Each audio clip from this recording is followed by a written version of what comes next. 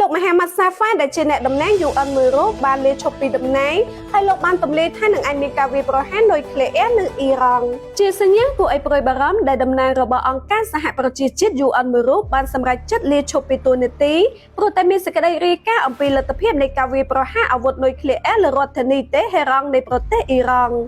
សម្រាប់ហេតុផលនៅពីក្រោយការលាលែងនេះលោកសាហ្វាបានលើកឡើងពីក្តីព្រួយបារម្ភចំពោះទង្វើរបស់មន្ត្រីជាន់ខ្ពស់ UN ដែលលោកចោទថាកំពុងតែបម្រើក្រុមអ្នកមានអំណាចជាជាងការប្រកាន់ភ្ជាប់នៅគោលការណ៍ស្នូលរបស់ស្ថាប័ននេះលោកមិនអាចបន្តពាក់ព័ន្ធជាមួយនឹង UN បានទៀតនោះទេព្រោះតែមានការត្រៀមលក្ខណៈសម្រាប់លទ្ធភាពនៃការប្រើប្រាស់អាវុធនុយក្លេអ៊ែរហើយប្រផុសពីលុនដារ៉ា